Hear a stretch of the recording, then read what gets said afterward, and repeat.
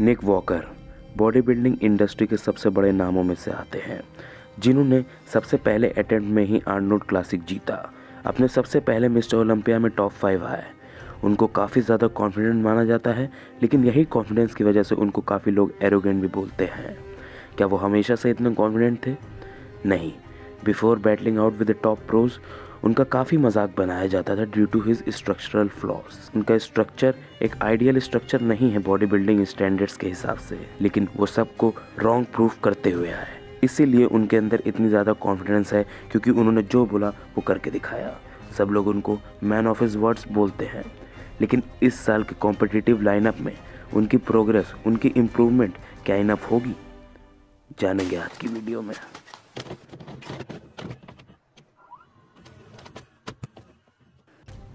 तो सबसे पहले हम लोग वीडियो की शुरुआत करेंगे निक वॉकर की स्ट्रेंथ से। उनकी बहुत सी स्ट्रेंथ्स हैं, लेकिन सबसे बड़ी मेरे हिसाब से जो उनकी स्ट्रेंथ है वो है उनकी पोजिंग और कॉन्फिडेंस। जब भी वो स्टेज पे उतरते हैं, ऐसा नहीं लगता है कि एक नया प्रो स्टेज पे उतर रहा है।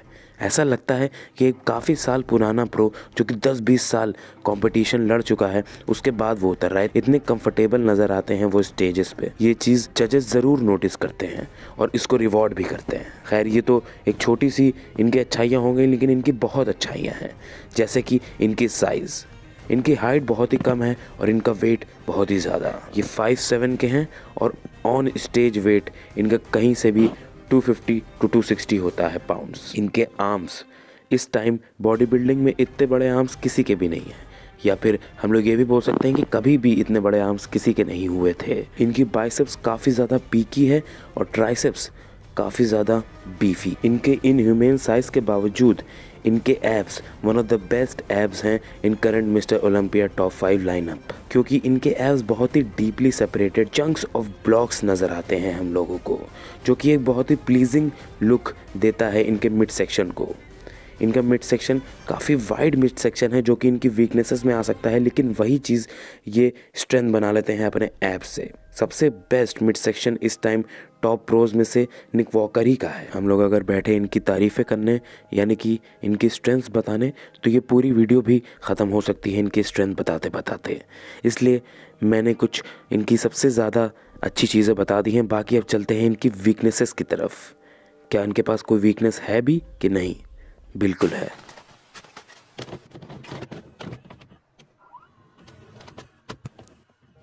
सबसे बड़ी निक की जो वीकनेस है वो हम लोग कहेंगे उनका स्ट्रक्चर, क्योंकि इनका स्ट्रक्चर एक बहुत ही आइडियल स्ट्रक्चर नहीं होता है। जैसे कि हमने आपको पिछली वीडियो में बताया था जो माइकल क्रीजो की थी, उसमें हमने आपको बताया था कि माइकल क्रीजो का स्ट्रक्चर एक गॉड गिफ्टेड स्ट्रक्चर है। एक बहुत ही चौड़े क्लेविकल्स और एक बहुत ही narrow waist combined with a small head, जो कि एक इल्यूजन क्रिएट करता है एक बहुत ही भारी भरकम बॉडी बिल्डर की। लेकिन निक काफ़ी स्टॉकी हैं, जो इनके एस्थेटिक्स से बहुत ज़्यादा छीन लेता है। लेकिन इन्होंने अपनी वीकनेसेस को अपनी स्ट्रेंथ बनाने की जिम्मेदारी बहुत पहले से लेके रखी है। इनकी वेस्ट भले ही वाइड हो, लेकिन उसमें जो एब्स हैं वो बहुत ज़्यादा डीपली सेपरेटेड हैं, जो कि इनकी मिड सेक्शन को बहुत ही प्लीजिंग लुक देता है। लेकिन यहाँ पे हम लोग इनके वीकनेसेस की बात करेंगे, अभी यहाँ पे इम्प्रूवमेंट्स की बात नहीं कर रहे हैं। तो वीकनेसेस में अगर हम लोग देखें तो इनका स्ट्रक्चर बिल्कुल भी आइडियल स्ट्रक्चर नहीं है। और सेकेंड चीज़ जो कि इनकी काफ़ी ज़्यादा वीक मानी जाती है वो है इनके लेग्स। इनके लेग्स और स्पेसिफिकली इनकी आउटर स्वीप्स बिल्कुल भी अच्छी नहीं थी। इनका लेग बहुत ही ज़्यादा फ्लैट पड़ जाता था बाकी लोग के कंपैरिजन में, और इनकी लैक ऑफ स्वीप्स की वजह से इनकी जो वेस्ट है वो और ज़्यादा वाइड लगती थी साइड से। अगली अगर हम लोग इनकी वीकनेस की बात करें तो वो है इनका चेस्ट। और इनका चेस्ट मैं ये कहना चाहूँगा कि उतना ख़राब चेस्ट नहीं है जितना और लोगों का हमने देखा है, लेकिन इनका चेस्ट इसलिए बहुत ही छोटा लगता है क्योंकि इनके शोल्डर्स और आर्म्स बहुत ही ज़्यादा मैसिव हैं। इनके मैसिव शोल्डर और आर्म्स के सामने इनका चेस्ट बहुत ही फीका पड़ जाता है। जब आपके पास एक muscle group world class level का हो और एक मसल ग्रुप बस एवरेज हो, तो वो एवरेज मसल ग्रुप भी बहुत ही बिलो एवरेज लगता है उन चीज़ों की वजह से। और अगली अगर हम लोग इनकी वीकनेस की बात करेंगे तो वो है इनकी बैक की थिकनेस। इनकी बैक वाइड है, ये मैं मानता हूँ। इतनी वाइड इनकी वेस्ट होने के बावजूद भी इनकी बैक बहुत ज़्यादा वाइड लगती है, लेकिन इनकी बैक मेरे हिसाब से उतनी ज़्यादा थिक नहीं है, उतनी पेट्रूट नहीं करती है आउटवर्ड्स की तरफ इनकी बैक। इनको अभी अपनी बैक की थिकनेस पे थोड़ा बहुत काम करना पड़ेगा, जिससे ये बैक डबल बाइसेप पोज में बहुत ही ज़्यादा डोमिनेंट हो जाएंगे। लेकिन असली बॉडी बिल्डर वही होता है जो अपनी कमज़ोरियों को भी ताकत में बदल दे। क्या निक वॉकर ऐसा कर पाए हैं? चलिए देखते हैं अगले सेगमेंट में।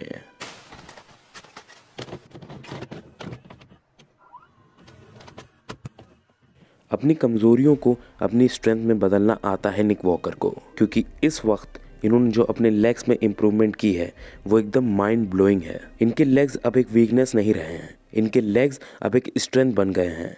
इनकी साइड स्वीप अब ऐसी हो गई है जैसे किसी की भी नहीं है। एक साल में मेरे हिसाब से इतनी ज़्यादा ग्रोथ किसी भी बॉडी बिल्डर ने नहीं की होगी। इतनी इम्प्रूवमेंट, इतनी ग्रोथ इतने शॉर्ट अमाउंट ऑफ टाइम में निक वॉकर ने करके दिखाया है, जो कि बहुत ही इम्पॉसिबल है।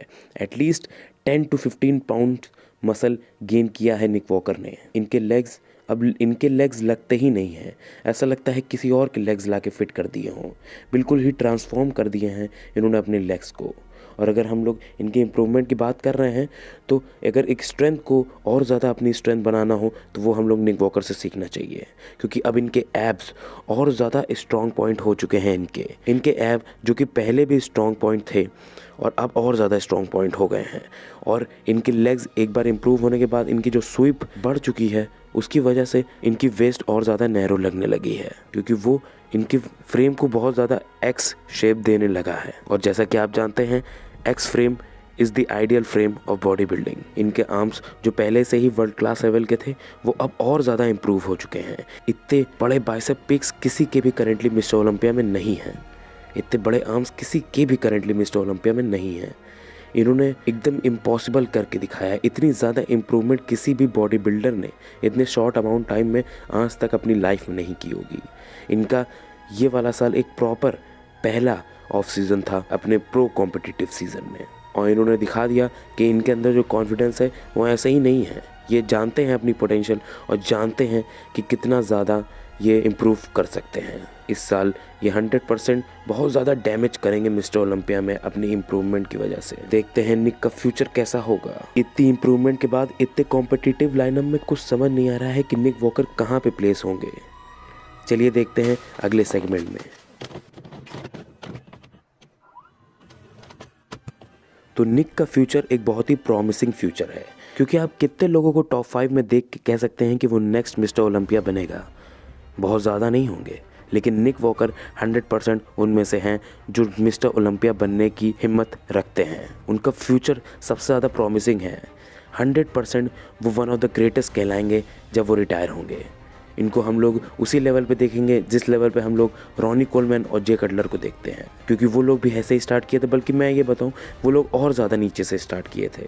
निक वॉकर फिर भी बहुत ऊपर से स्टार्ट किए हैं और बहुत ज़्यादा ऊपर क्लाइंब करने का उनका प्लान है और वो करेंगे। इस साल निक वॉकर को बहुत ज़्यादा इम्पॉसिबल हो चुका है रोकना। अगर निक वॉकर प्रॉपरली अपना पीक हिट कर दिए तो बहुत ज़्यादा चांसेस है कि निक वॉकर टॉप 2 में आ सकते हैं। ऐसी इम्प्रूवमेंट किसी और ने नहीं की होगी इस स्टेज पे। इसीलिए ये मिस्टर ओलंपिया काफ़ी ज़्यादा कॉम्पिटिटिव होने वाला है, क्योंकि हम लोग किसी को भी कोई भी पोजीशन पे एक्यूरेटली प्रिडिक्ट नहीं कर सकते। खैर, आप लोगों को क्या लगता है निक वॉकर इस साल कौन सी पोजीशन में प्लेस होंगे? कमेंट करके बताइए। और आप लोग कमेंट नहीं करते और लाइक भी नहीं करते, लाइक कर दीजिए प्लीज़ ये वीडियो को। अब से मिलेंगे अब अगली वीडियो में, तब तक के लिए बाय।